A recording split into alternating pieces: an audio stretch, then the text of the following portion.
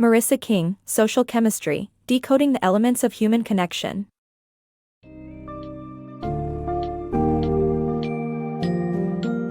Embark on a journey through the essentials of human connection as we delve into the book summary of Social Chemistry, Decoding Elements of Human Connection by Marissa King.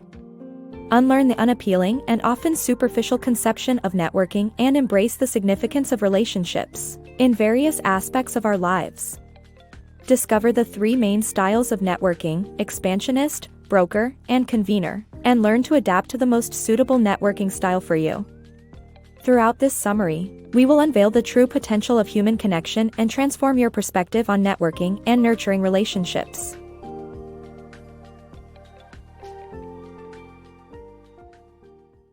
The power of authentic networking.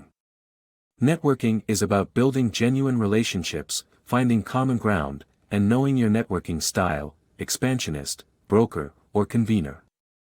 It can bring comfort, joy, intimacy, new perspectives, experiences, and much more.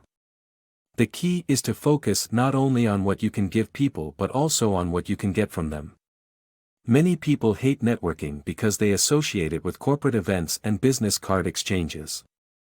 However, when you think about the role relationships play in your life, it's surprising we don't strive to build our networks more.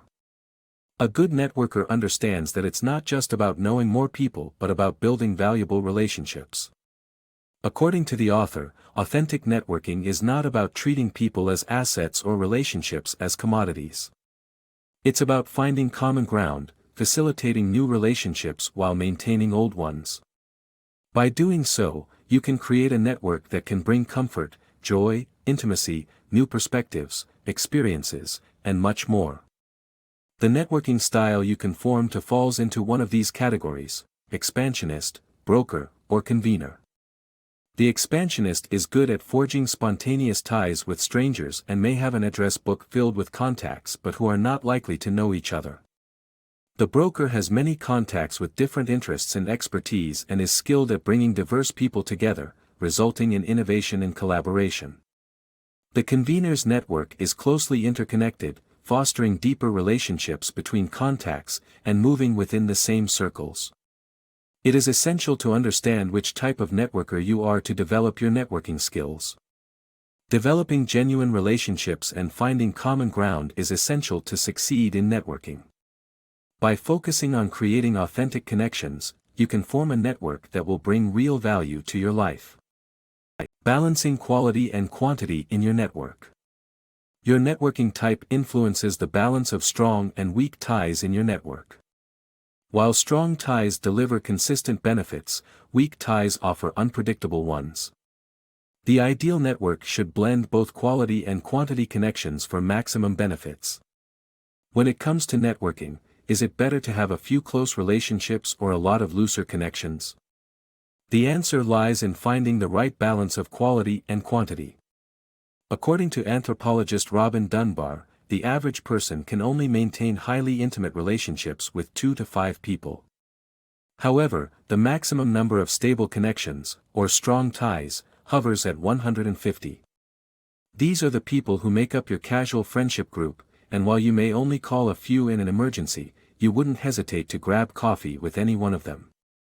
But it's not just about strong ties. Weak ties, or connections outside your friendship group, are also important. They may offer unpredictable benefits, but they can expand your network beyond its current boundaries. Balancing strong and weak ties in your network is key to success. Your networking type influences the balance of your strong and weak ties.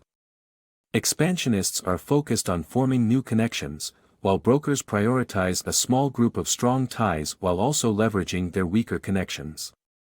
Conveners prefer to operate in a few social contexts and prioritize maintaining and deepening their strong ties. It's important to note that there is no one-size-fits-all approach to networking. Your strategy should depend on your networking type and your desired outcome. By understanding the balance between quality and quantity in your network, you can build valuable connections that offer both consistent and unpredictable benefits. The advantages of being a convener.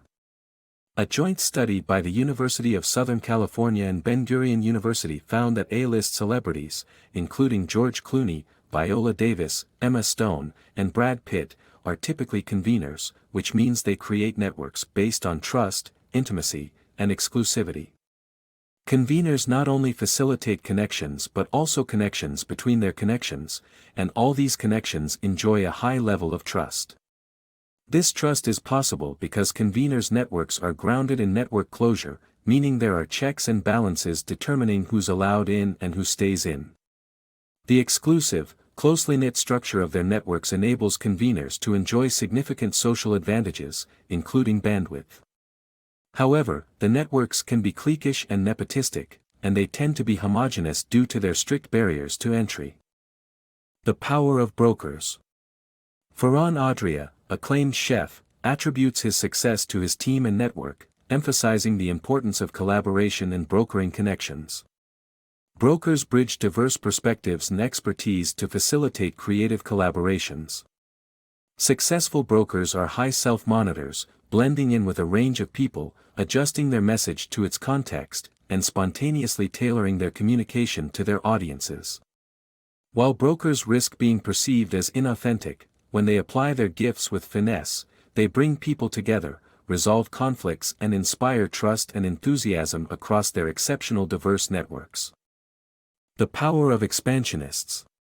Expansionists are people with broad networks of over 6,000 connections. They are gifted in forging one-on-one connections, pro-social behavior, and energetic communication, making them popular and successful. Research shows that they have social and work advantages, such as earning more and enjoying more perks at work. However, their wide-ranging networks can lead to proportionally more weak ties and fewer strong ties, hindering their emotional and practical benefits. Hybridizing your networking game. Your networking style is not fixed, and you can enhance it by adopting the best practices from other networking styles. Different life stages require different networking styles. Dormant relationships can also offer value. There are no hard and fast networking rules. Mastering one-on-one connections. In order to build a strong network, it is essential to focus on each individual connection. Creating connections is a skill that can be learned, and sustained interactions where you give your full attention, maintain eye contact for roughly 3 seconds at a time, and ask follow-up questions can initiate relationships and create a warm foundation for a future connection. The power of human networks. Did you know that you are only 6 degrees of separation away from anyone in the world? This was proven in a 1967 experiment conducted by Stanley Milgram, which showed that on average, it only takes 5.2 intermediaries to connect any person to a target individual. This experiment, called the small world problem, taught us that our networks are more far-reaching than we think. But how do human networks work so efficiently? Human networks are a mix of both regular and random connections. Regular networks behave in a consistent and ordered way, while random networks have no pattern, consistency, or coherence to how the various points in a network intersect. The small world network combines both types of networks, with some connections being predictable, such as family and geography, and others being wild cards, such as someone you met in an elevator.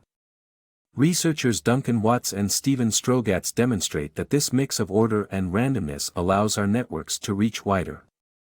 Dense clusters of connections are linked to others through wild card connections, forming a small world network.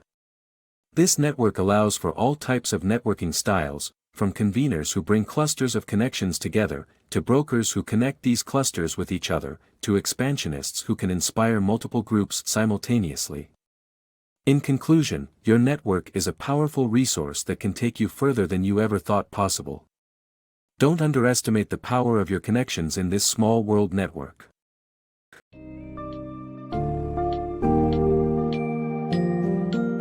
As we conclude our exploration into the world of social chemistry, it becomes evident that effective networking is about striking a balance between meaningful connections and a diverse array of relationships. Understanding and adapting to your unique networking style is essential to reap the benefits of human connection. Conveners, brokers, and expansionists each have their own distinct qualities, and a harmonious blend of these three styles is key to unlocking their full potential. Learning to appreciate and maintain individual connections plays a significant role in expanding personal networks, ultimately bringing you closer to a global community connected through the power of relationships. This fascinating book summary leaves us with a fresh perspective, motivation, and newfound appreciation for the art of networking.